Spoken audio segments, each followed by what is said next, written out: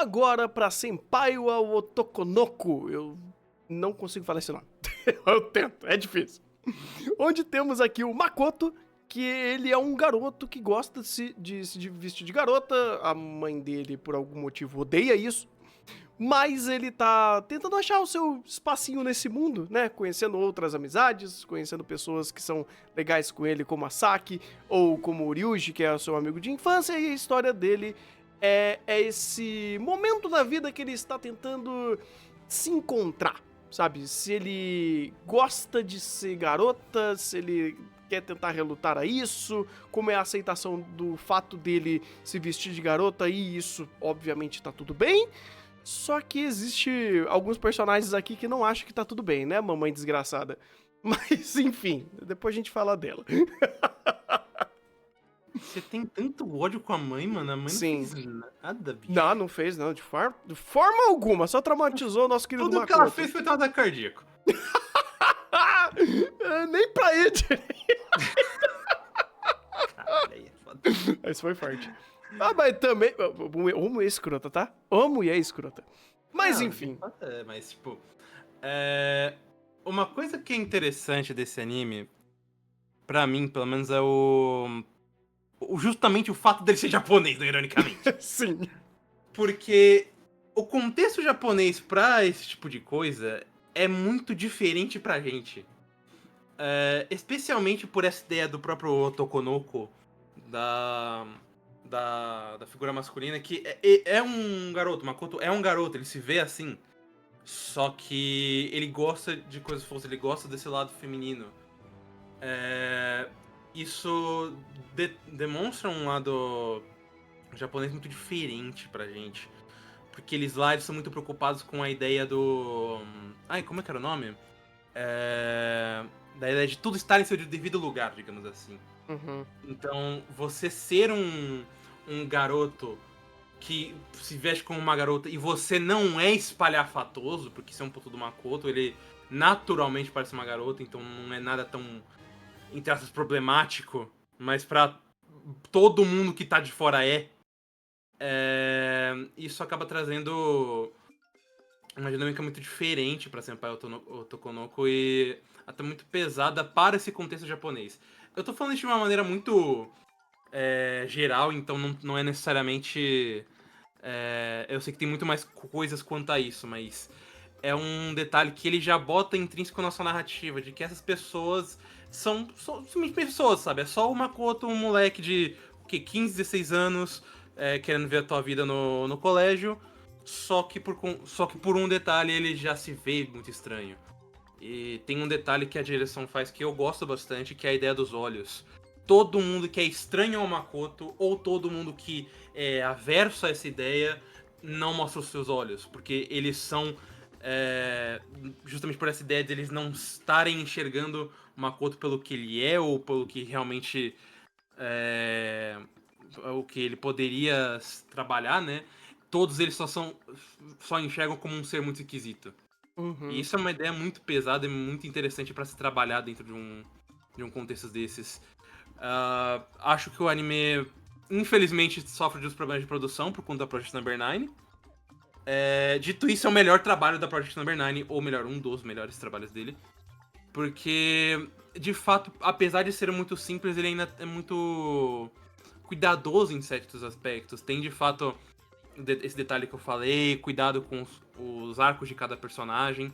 Apesar de alguns se darem uma volta, eu vejo uma necessidade por conta da forma como a história lida com tudo isso.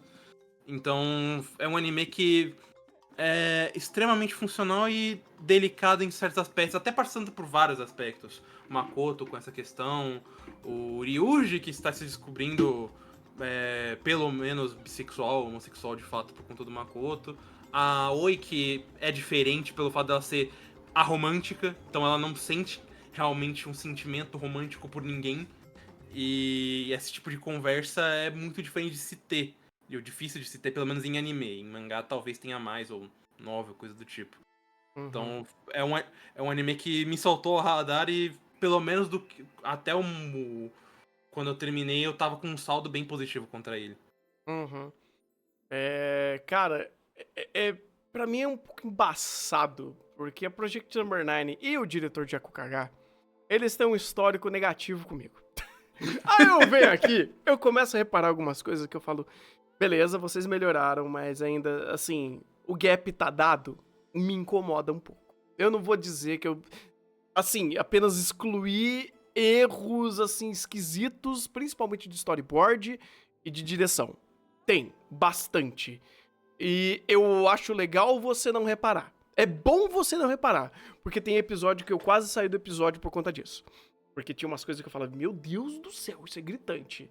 Porque quando ele foca muito mais em character design e principalmente uma válvula de escape que ele utilizou com, assim, a melhor coisa que ele fez aqui, eu acho que uma das melhores ideias, eu não lembro se no mangá era tão usado esse recurso, que é o fator chibi. Todo momento ele pega pra fazer os personagens em chibi e isso dá uma dinâmica muito melhor de cena. Dá uma dinâmica muito melhor de personagem. E até quando eles querem fazer uma cena séria, com o chibi, funciona melhor do que se eles estivessem usando o character design ou a arte normal do anime. Mas é uma boa válvula de escape e isso torna ele mais dinâmico. Torna ele muito mais digerível, torna ele muito mais amigável, muito mais gostosinho de assistir. Porque de fato ele tem essa ideia de slice of life, comédia romântica, e os personagens são gostáveis pra caramba, como o Rafa falou, com alguns estereótipos ou conflitos que não são tão comuns de serem trazidos em animes, e aí isso dá essa camada legal pra eles de introdução. E a partir dali pra frente, né? Aí dali pra você desenvolver um pouco. Não vou dizer que Senpai Otokonoko ele quer ser muito profundo às suas conversas, ele é bem sólido em ser raso, não superficial, mas apenas dar uma boa introdução a esses temas. O próprio Ryuji, quanto à questão de sexualidade, eu dou o benefício até da dúvida dele não se aprofundar, porque nem ele sabe exatamente o que ele quer, ou o que ele é, ou como ele se vê em cima disso. Porque sempre fala, não é que eu...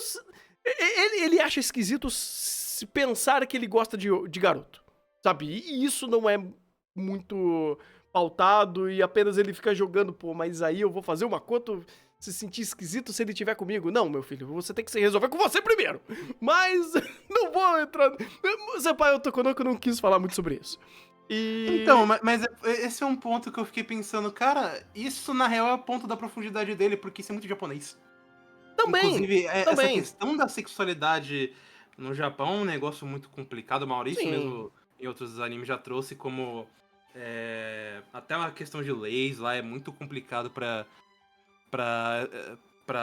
pessoas, casais homossexuais viverem lá com mais tranquilidade. Então, ele estar nesse momento de decisão, ou até a própria conversa ser muito rasa, porque os personagens não querem pensar muito a partir disso, especialmente o Ryuji quanto a isso, já denota esse tipo de detalhe.